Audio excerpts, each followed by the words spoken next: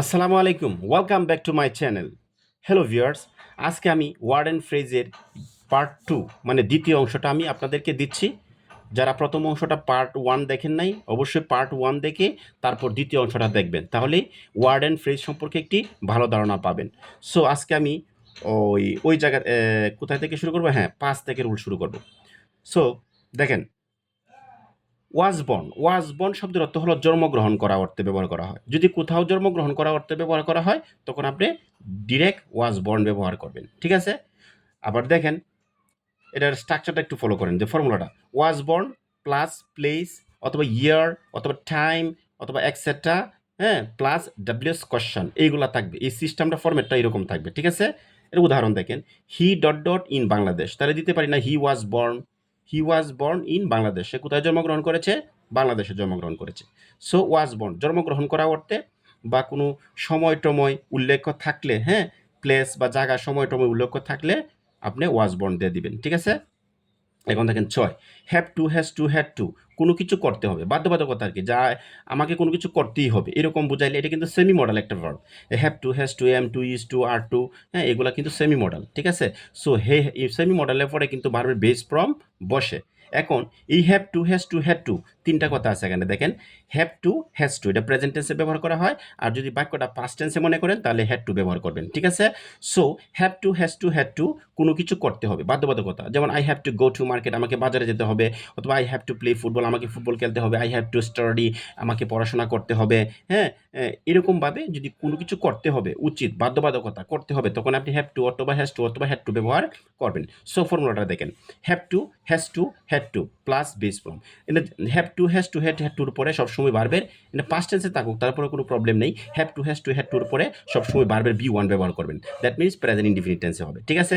So কিন্তু had to থাকলে past indefinite টেন্সে ব্যবহার করবেন। বাক্যটা যদি পাস্ট, মনে করেন পাস্ট ইনডিফিনিট টেন্সে আছে, আপনি লক্ষণ পাইছেন, ঠিক আছে? সো আপনি এখানে হ্যাভ টু, হ্যাজ টু না দিয়ে আপনি হ্যাড টু ব্যবহার করবেন, তাহলে কিন্তু হয়ে যাবে। আচ্ছা, এখন দেখেন, এটা ইয়াটা দেখেন, মানে এই রুলটা দেখেন, সূত্রটা দেখেন, do, does, did plus have to. তার মানে কি, ডো আগে, হ্যাঁ, সেন্টেন্সের শুরুতে ডো, ডাজ, ডিড থাকলে, এরপরে কিছু লেখা থাকলে আপনি হ্যাভ টু ব্যবহার করবেন। এর কিন্তু হ্যাড টু ব্যবহার করতে পারেন যদি বাক্যটা পাস্ট টেন্সে হয়। যদি ডিড থাকতো তাহলে হ্যাড টু ব্যবহার করতেন, বুঝতে পারছেন? আর একটা প্রশ্নবোধক চিহ্ন থাকবে, হ্যাঁ। এখন দেখেন একটা, তে he dot dot struggle for his survival, ঠিক আছে? তাহলে দিতে পারেন না, এখানে কি দিবেন? হি ডট ডট স্ট্রাগল, তাহলে কি হয় বলেন? He dot dot struggle for his survival. এখন আমি একটা বে ব্যবহার করতে পারি না? আচ্ছা, এখানে একটু ভুল হয়েছে, দেখেন, এখানে আপনি একটু ডাজ ব্যবহার করবেন, সামনে কি ব্যবহার করবেন? এই বাক্যটা একটু ভুল হয়েছে আপনার, যেমন এই যে ডাজ, প্রশ্নটা একটু ডাজ হবে, হ্যাঁ। আচ্ছা দেখেন, হি ডট ডট, ডাজ হি মানে dot dot struggle for his survival. হ্যাঁ, এখন আনসারটা দেখেন, তাহলে আমরা দেখেন এই যে শব্দের শুরুতে কি আছে? ডাজ আছে, কি আছে? ডাজ আছে, ঠিক আছে না? সো এই ডাজ, এই যে আনসারটা দেখেন, does he have to struggle for his survival. একটা প্রশ্নবোধক চিহ্ন আছে দেখেন, প্রশ্নবোধকটা চিহ্ন থাকবে যদি একটা একটা গ্যাপ থাকে, হ্যাঁ, আর একটা প্রশ্নবোধক চিহ্ন থাকে, একটা গ্যাপ থাকে, তাহলে আপনি এই হ্যাভ টু, হ্যাজ টু ব্যবহার করতে পারবেন, ঠিক আছে? সো বেসিক্যালি কি বোঝা গেল? ডো, ডাজ, ডিড শব্দের শুরুতে যদি থাকে তাহলে আপনি কি করবেন? হ্যাভ টু ব্যবহার করবেন। So next, 7, what's it like, কোনো কিছু করার অনুভূতি কেমন, মানে এই কাজটা আমার করতে কীরকম, অনুভূতি অর্থে ব্যবহার করা হয়। হোয়াটস ইট লাইক, কোনো কিছু করার অনুভূতি কেমন। আমি যদি আজকে বাজারে যাইতাম তাহলে আমার কেমন হইতো, আমি যদি এ প্লাস পাইতাম তাহলে আমার কেমন হইতো, অনুভূতিটা কেমন, এরকম বোঝানোর অর্থে হোয়াটস ইট লাইক শব্দটা ব্যবহার করতে হয়। এটা তো একটা মজার বিষয় হচ্ছে, যদি একটা গ্যাপ পান তাহলে হোয়াটস ইট লাইক ব্যবহার করবেন। এই দেখেন, একটা গ্যাপ আছে এবং একটা প্রশ্নবোধক চিহ্ন আছে, এবং এই স্ট্রাকচারটা ফলো করেন। ওয়ার্ডস, ঠিক আছে? ওয়ার্ডস, ওয়ার্ডস ওয়ার্ডস ইট লাইক, এটা সবটা হবে এখানে। পরে দেখেন সাবজেক্ট, পরের যে লাইক, ভার্ব প্লাস আইএনজি, এরকম হবে। এই সেন্সটা থাকলে আপনি এটা ব্যবহার করবেন। দেন ভিজ মানে উদাহরণ, এই দেখেন, ওয়ার্ডস ইট লাইক এটা কেমন হবে? লিভিং ইন দ্য, হ্যাঁ, লিভিং বসবাস করতে, in the bunch of a tree একটা গাছের উপরে বসবাস করতে, একটা শাখার মধ্যে কেমন লাগবে আমার, এরকম অর্থে ব্যবহার করা হয়। তো বুঝতে পারছেন? এখন দেখেন 8, উড রেদার শব্দের অর্থ হলো বরং ভালো, কোনো কিছু করা বরং ভালো অর্থে উড রেদার ব্যবহার করা হয়। উড রেদার, হেড রেদার, এগুলা বরং কোনো কিছু করা ভালো অর্থে ব্যবহার করা হয়। এবং উড রেদারের পরে সবসময় ভার্বের বেস ফর্ম হয়। সূত্র কি? Subject plus would rather plus V one plus dot dot then plus V one, ঠিক আছে? আচ্ছা, এটাও যদি না বুঝেন তাহলে দেন কোনো জায়গায় পাইলে আপনার ডিরেক্টলি উড রেদার ব্যবহার করে দিবেন, ঠিক আছে? তাহলে হয়ে যাবে। Then I would rather sleep, এই দেখেন উড রেদারের পরে কিন্তু ভার্বের base form. I would rather sleep, আমি বরং ঘুমাবো। দেন গো আউটসাইড, বাহিরে, হ্যাঁ, যাওয়ার চেয়ে আমি বরং ঘুমাবো। I would rather go out, আমি বাহিরে যাব ফর, হ্যাঁ, রিফ্রেশমেন্ট, সজীবতার জন্য, নিজেকে ফ্রেশ করার জন্য আমি একটু বাহিরে যাব। তারপরে দেখেন ৯ রুল, অ্যাজ ইফ অথবা অ্যাজ দো, এটা যেন অর্থে প্রকাশ করে। কি অর্থে প্রকাশ করে? যেন। অ্যাজ ইফ অ্যাজ দো অর্থ কি? যেন অর্থ প্রকাশ করে। এই গ্যাপের মধ্যে অ্যাজ দো অথবা অ্যাজ ইফ কথাটা থাকলেই আপনি মনে করবেন যেন অর্থ প্রকাশ করে। এবং এটার স্ট্রাকচার আছে একটা, বড় রাখার স্ট্রাকচারটা একটু মুখস্থ রাখবেন, তাহলেই হয়ে যাবে। যেমন কি? অ্যাজ ইফ অ্যাজ দো, যদি কোনো দুইটি, হ্যাঁ, যদি কোনো দুইটি প্রিন্সিপাল ক্লজের মাঝখানে অ্যাজ ইফ অ্যাজ দো থাকে, তারপরে আপনি একটা সূত্র ফলো করবেন যে অ্যাজ ইফ অ্যাজ দো এর পরের অংশটা দেখবেন পাস্ট ইনডিফিনিট টেন্স আছে কিনা। যদি পাস্ট ইনডিফিনিট টেন্স থাকে, মানে সাবজেক্টের পরে যদি ওয়াজ ওয়ার থাকে, তখন অথবা সাবজেক্টের পরে যদি পাস্ট টেন্সে থাকে, ভার্বে বি টু থাকে, তখন আপনি পাস্ট ইনডিফিনিট টেন্স মনে করবেন। যদি পাস্ট ইনডিফিনিট টেন্স হয়, তাহলে আগেরটা আপনাকে অবশ্যই কি করতে হবে? প্রেজেন্ট ইনডিফিনিট টেন্সে বাক্যটা অবশ্যই থাকতে হবে। তার মানে কি? অ্যাজ ইফ অ্যাজ এ দো, এটা দুইটা পার্ট থাকবে। এই যে একটা অংশ প্রেজেন্ট ইনডিফিনিট টেন্স থাকবে প্রথম অংশটা, পরেরটা থাকবে পাস্ট ইনডিফিনিট টেন্স। যদি থাকে তাহলে মাঝখানে মুখস্থ অ্যাজ ইফ ব্যবহার করে দিবেন, তাহলেই হয়ে যাবে। বুঝতে পারছেন? আবার দেখেন একটা, অ্যাজ ইফ অ্যাজ এ দো এর আগের অংশ যদি পাস্ট ইনডিফিনিট টেন্সে থাকে, তো পরেরটা হবে পাস্ট পারফেক্ট টেন্স, ঠিক আছে? এখন অ্যাজ ইফ অ্যাজ এ দো এর আগের অংশ যদি পাস্ট ইনডিফিনিট টেন্স হয়, মানে সাবজেক্টের পরে যদি ওয়াজ ওয়ার বা ভার্বের বি টু হয়, হ্যাঁ, এবং পরেরটা যদি পাস্ট পারফেক্ট টেন্স হয়, মানে সাবজেক্টের পরে হেড থাকবে, পরে ভার্বের ৩ নাম্বার ফর্ম থাকবে, যদি এরকম থাকে তাহলে পাস্ট পারফেক্ট টেন্স। সো এই মাঝখানে অ্যাজ ইফ হয়ে যাবে। তাহলে কি বুঝাইলাম? অ্যাজ ইফের আগের অংশ যদি পাস্ট ইনডিফিনিট টেন্স হয়, এবং এর মানে আগের অংশ যদি পরের অংশটা দেখবেন প্রেজেন্ট ইনডিফিনিট টেন্স আছে কিনা, যদি হয় তাহলে অ্যাজ ইফ হবে মাঝখানে। আবার অ্যাজ ইফের আগের অংশ যদি পাস্ট পারফেক্ট টেন্স হয়, এবং অ্যাজ ইফের আগের অংশ যদি পাস্ট ইনডিফিনিট টেন্স হয়, তাহলে অ্যাজ ইফ হবে, ঠিক আছে? উদাহরণ দেখেন, শি টক, সে কথা বলে, এই দেখেন প্রেজেন্ট ইনডিফিনিট টেন্স, সাবজেক্টের পরে ভার্ব আছে, ঠিক আছে? প্রেজেন্ট ইনডিফিনিট টেন্স, ভার্বের বেস ফর্ম, এবং পরেরটা দেখেন পাস্ট ইনডিফিনিট টেন্স, মানে প্রথম সূত্র এটা অ্যাপ্লাই করছি, ঠিক আছে? সো এখানে কি হবে? অ্যাজ ইফ, ঠিক আছে? শি টক, সে কথা বলে, অ্যাজ ইফ, যেন she new everything about the matter, এই ব্যাপারে সে যেন সব কিছু জানে। সে এমনভাবে কথা বলে যেন এই ব্যাপারে সব কিছু সে জানে। এখন দেখেন নেক্সট, তাসলিমা টক্স, তাসলিমা কথা বলে, she were in all in to me. আচ্ছা দেখেন, তাসলিমা টক্স, দেখেন প্রেজেন্ট ইনডিফিনিট টেন্স আছে না? আচ্ছা, পরের অংশটা দেখেন, she were all in, all মানে সর্বেসর্বা আর কি, অল ইন অল মানে সর্বেসর্বা, তুমি আমার কাছে সে সর্বেসর্বা মনে হয়, হ্যাঁ, সে করে। তাহলে কি হলো? এখানে এজিভ ব্যবহার করবেন, হ্যাঁ। আরেকটা দেখেন, শি টক, সে কথা বলে, এটা পাস্ট ইনডিফিনিট টেন্স আছে। সো পরেরটা দেখেন পাস্ট পারফেক্ট টেন্স আছে কিনা, সাবজেক্টের পরে হেড ভার্বের ৩ number, that means past perfect tense আছে। সো ইন দ্যাট সিচুয়েশন এখানে হবে এজ ইফ।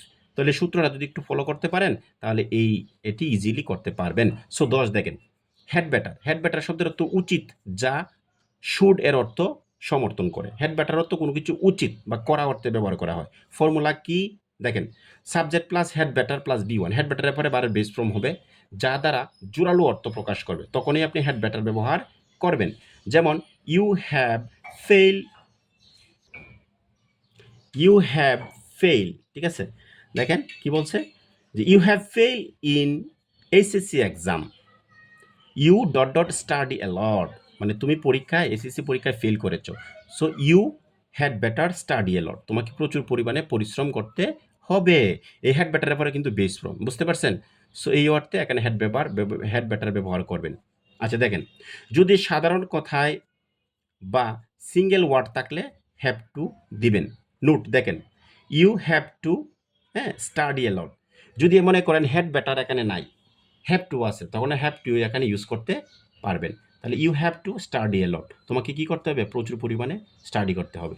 এখন দেখেন 11, হোয়াট ইফ, হোয়াট ইফ শব্দের অর্থ হলো যদি এমনটি হয় তাহলে কেমন হবে, যদি এমনটি হয় তাহলে কেমন হবে। হোয়াট ইফ, তুমি যদি পরীক্ষায় ফেল করো তাহলে কেমনটা হবে, এরকম অর্থে ব্যবহার করা হয় হোয়াট ইফ। সো সূত্র দেখেন, what if dot dot affirmative sentence, plus একটা প্রশ্নবোধক চিহ্ন। যদি একটা প্রশ্নবোধক চিহ্ন পান, একটা গ্যাপ পান, তাহলেও কিন্তু হোয়াট ইফ যদি সেন্টেন্সের মধ্যে থাকে, ওই যে গড়ের মধ্যে যদি থাকে, তাহলে হোয়াট ইফটাও ব্যবহার করতে পারবেন। দেখেন, dot dot he forgets to bring the phone. What if কেমন হবে? হি ফরগেট, সে যদি ভুলে যায়, টু ব্রিং দ্য ফোন, ফোনটা আনতে যদি সে ভুলে যায়, তাহলে কেমন হবে? এরকম অর্থে হোয়াট ইফ ব্যবহার করবেন। যদি তাও মনে না রাখতে পারেন, তাহলে আপনি কি একটা প্রশ্নবোধক চিহ্ন দেন, তাহলে একটা হোয়াট ইফ ব্যবহার করবেন যদি একটা গ্যাপ পান। হ্যাঁ, তাহলে হয়ে যাবে। আনলেস শব্দের অর্থ যাতে না, বা আনলেস অর্থ যদি, বা ইফ নট এর অর্থ কিন্তু আনলেস। ঠিক আছে, আনলেস অর্থ যদি না, বা আনলেস অর্থ যাতে না, যা শর্ত প্রকাশ করে। ঠিক আছে, দেখেন, unless plus formula, unless plus present indefinite tense plus future indefinite tense. So এটা কন্ডিশনাল সেন্টেন্সের একটা লক্ষণ। ঠিক আছে, আপনারা কন্ডিশনাল সেন্টেন্সে আমি এটা গ্রামার দিয়েছি আমার ইউটিউব চ্যানেলে, আপনারা একটু কন্ডিশনাল সেন্টেন্সটা যদি দেখেন, তাহলে এটা আরও জিনিসটা সহজ হয়ে যাবে। সো আমি কন্ডিশনাল সেন্টেন্স সম্পর্কে বিস্তারিত আলোচনা করেছি, আমার এই ইউটিউব চ্যানেলে দিয়েছি। আপনারা অবশ্যই এই কন্ডিশনাল সেন্টেন্স সম্পর্কে বিস্তারিত একটু জানার চেষ্টা করবেন। Unless plus present indefinite tense plus future indefinite tense. And কীভাবে দেখেন, ইউ স্টাডি মোর, দেখেন, ক্ষমা you will fail in the exam. এটা কিন্তু বলছে যে এই যে আনলেস যদি ইউ স্টাডি মোর, আপনি যদি কঠোর পরিশ্রম না করেন, প্রচুর পড়াশোনা না করেন, you will fail in the exam, আপনি পরীক্ষায় ফেল করবেন। সো আনলেস কখন ব্যবহার করবেন? যদি বাক্যটা প্রেজেন্ট ইনডিফিনিট টেন্সে হয়, পরেরটা যদি ফিউচার ইনডিফিনিট টেন্সে হয়। হ্যাঁ, এটা ক্ষমা তো থাকবেই, আগে আনলেস ব্যবহার করবেন। ঠিক আছে, শেষ। এখন দেখেন 13, no sooner had dot dot. এটা হতে না হতেই, গড়তে না গড়তেই, যেতে না যেতেই, আসতে না আসতেই অর্থে নো সোনার হেড ব্যবহার করতে হয়। নো সোনার হেডের পরে সবসময় একটা দেন ব্যবহার করতে হবে। হ্যাঁ, দেখেন formula, no sooner had dot dot then. ঠিক আছে, দেন পাইলেও আপনি কি নো সোনার হেড ব্যবহার করতে পারবেন, এটা আপনারা মনে রাখবেন। ঠিক আছে, একটা উদাহরণ দেখেন, আই গন ওয়ে, আমি চলে গেলাম, দেন শি ক্রাইড লাউডলি, তারপর সে চিল্লায় চিল্লায় কান্নাকাটি করতে লাগলো। এই যে দেন আছে, দেখেন আছে না, আপনি ইচ্ছা করলে নো সোনার হেড ব্যবহার করতে পারবেন। আর অর্থটা একটু জানবেন, অর্থটা কিন্তু মেইন। নো সোনার হেড অত হতে না হতেই, যেতে না যেতেই, আসতে না আসতেই, দ্যাট মিনস আমি যেতে না যেতেই সে কান্নাকাটি করতে লাগলো। ঠিক আছে, ওকে। আরেকটা দেখেন 14, অ্যাজ লং এজ, যতক্ষণ বা যত দিন পর্যন্ত। অ্যাজ লং এর শব্দের অর্থ হলো যতক্ষণ বা যতদিন পর্যন্ত। এটা অর্থে, এটার অর্থ মানে এটার অর্থ বহন করে। ঠিক আছে, সো সমজাতীয় টেন্স ফর্মুলা হলো কি, সমজাতীয় tense plus as long age সমজাতীয় টেন্স, মানে দুইটা টেন্সই একই টেন্সে হবে। ঠিক আছে, আর মাঝখানে থাকবে অ্যাজ লং এজ। দুইটাই যদি মনে করি একই টেন্সে হয়, ওইটাও প্রেজেন্ট টেন্স, ওইটাও প্রেজেন্ট টেন্স, তো মাঝখানে অ্যাজ লং এজ, ওইটাও পাস্ট টেন্স, ওইটাও পাস্ট টেন্স, মাঝখানে অ্যাজ লং এজ। বুঝতে পারছেন? সো দেখেন উদাহরণ, ভিজ মানে এক্সাম্পল, আই উইল ওয়েট, আমি অপেক্ষা করবো, ফর ইউ তোমার জন্য, অ্যাজ লং এজ যতক্ষণ পর্যন্ত, you will wait for me যতক্ষণ পর্যন্ত তুমি আমার জন্য অপেক্ষা করো, ততক্ষণ পর্যন্ত আমিও তোমার জন্য অপেক্ষা করব। বুঝতে পারছেন? আরেকটা উদাহরণ দেখেন, I will wait for you, আমি তোমার জন্য অপেক্ষা করবো, as long as I will live, যতদিন আমি বাঁচি ততক্ষণ আমি তোমার জন্য অপেক্ষা করব। ঠিক আছে, বুঝতে পারছেন? 15 দেখেন, ইট মানে ইহা, ইহাও একটা ইনডিফিনিট প্রনাউন, অনির্দিষ্ট।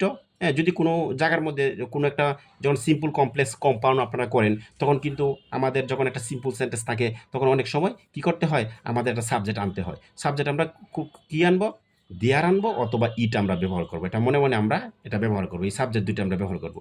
হ্যাঁ, সো ইট ইহা যা সাবজেক্ট হিসাবে বাক্যে ব্যবহৃত হয়। ঠিক আছে, অ্যান্ড ফর্মুলা দেখেন, ইট প্লাস বার প্লাস নাউন অথবা প্রোনাউন, অথবা হু, উইচ, দ্যাট, বার। ঠিক আছে, এটা উদাহরণ দেখেন, ইট সিমস, এটা মনে হয়, হ্যাঁ, দ্যাট যে, ইট সিমস এটা মনে হয়, দ্যাট যে, এরকম থাকবে সেন্টেন্সটা। এর উদাহরণটা দেখেন একটু, তাহলে ক্লিয়ার হবে। ডট ডট দেখেন, ইজ আই হু, এই যে দেখেন এই সূত্রটা একটু ফলো করুন, ইট সাবজেক্ট নাউন তত প্রনাউন, অথবা who, which, WS question plus বার, এরকম ফরম্যাটটা থাকবে। দেখেন, তাহলে is I who am responsible for this debt, আমি এটার জন্য কি দায়ী, তাহলে মানে কি হবে বলতে, ইট ইজ আই হু, এটাই হই আমি, এম রেসপন্সিবল ফর দিস, এটার জন্য যে আমি দায়ী। ঠিক আছে, সো এই ফরম্যাটটা একটু ফলো করবেন, তাহলে এটা ক্লিয়ারভাবে বুঝতে পারবেন। দেখেন, আই হ্যাভ আ ডগ, আমার একটি কুকুর আছে, ইজ ভেরি অবডিয়েন্ট টু মি, সে আমার খুবই বাধ্য। ঠিক আছে, তাহলে কি দিবেন, আই হ্যাভ আ ডগ, আমার একটি কুকুর আছে। ঠিক আছে, তো দ্যাট ইজ ভেরি অবিডিয়েন্ট, এখানে কি করবেন, দ্যাট ব্যবহার করবেন, কারণ বারবার একটা সাবজেক্ট ব্যবহার করতেই হবে, এটা ইনডিফিনিট প্রনাউন হিসেবে দ্যাটটা ব্যবহার করে দিবেন। ঠিক আছে, নোট দেখেন, অর্থ না জুড়ে, আচ্ছা সরি, অর্থ না জেনেও পাশে পাস পাওয়া যাবে ফর্মুলাগুলি ভালো করে পড়তে পারলে। দ্যাট মিনস আপনি যদি ফর্মুলাগুলো একটু ভালো করে এক্সারসাইজ করেন, অ্যানালাইসিস করেন, তাহলে অর্থ না জানলেও কিন্তু পাশে পাস পাওয়া সম্ভব। জাস্ট টেকনিকগুলা, যখন আমি বলছিলাম দেন, হ্যাঁ, দেন থাকলে কি উড রেদার, ঠিক আছে, এই শব্দগুলো যদি আপনি একটু একটু অ্যানালাইসিস করেন তাহলে সহজেই বুঝতে পারবেন। সো আরেকটা কথা একটু আপনাদের বলে দিই যে ফর্মুলাটা কি? সিঙ্গুলার নাম্বার, সাবজেক্টটা যদি সিঙ্গুলার হয় তাহলে বারটা সিঙ্গুলার, সাবজেক্টটা যদি প্লুরাল হয় বারটা কি প্লুরাল, একটু মনে রাখবেন। আর একটা কথা কই দিই, ফর্মুলা শব্দটা আসলে কি সিঙ্গুলার নাম্বার, ঠিক আছে। আর এই ফর্মুলার প্লুরাল কি ফর্মুলি, ঠিক আছে, এটা plural number. So proverb but me no birds অর্থ হলো কিন্তু করো না। এটা একটা মানে জাস্ট একটা প্রোভার্ব একটা দিলাম আপনাদের, হ্যাঁ। এই যে বাট মি নো ভার্ডস অর্থ হলো কিন্তু করো না, যে কোনো কাজে কিন্তু করো না। সো আশা করি ওই যে প্রথম থেকে যদি শেষ পর্যন্ত আমাদের এই এখানে 2টি ক্লাস দেওয়া হয়েছে, যদি এই ক্লাসগুলো দেখেন, 2টা ক্লাস ওই ওয়ার্ড অ্যান্ড ফ্রেজের এসএসসির স্টুডেন্ট যারা আছেন তাহলে ইজিলি ওয়ার্ড অ্যান্ড ফ্রেজ আপনারা করতে পারবেন। আপনারা একটু বাসায় প্র্যাকটিস করবেন এবং বই থেকে যদি ওয়ার্ড অ্যান্ড ফ্রেজের যে এখানে যে আমি সূত্রগুলো দিয়েছি এগুলো একটু ফলো করেন এবং বাসার মধ্যে যে বই আছে যে কোনো একটা বই নিয়ে একটু এই বোর্ড কোশ্চেনগুলো করার চেষ্টা করবেন, এই সূত্রের মাধ্যমে দেখবেন ইজি হয়ে গেছে আপনার কাছে এই ওয়ার্ড অ্যান্ড ফ্রেজ। সো আমার ভিডিওটা যদি ভালো লাগে অবশ্যই লাইক, কমেন্ট, শেয়ার এবং সাবস্ক্রাইব করবেন, হ্যাঁ, এবং বেল আইকনে অবশ্যই ক্লিক করবেন যাতে পরবর্তীতে কোনো ভিডিও দিলে আপনার কাছে ভিডিওটা সহজে চলে যায়। ধন্যবাদ।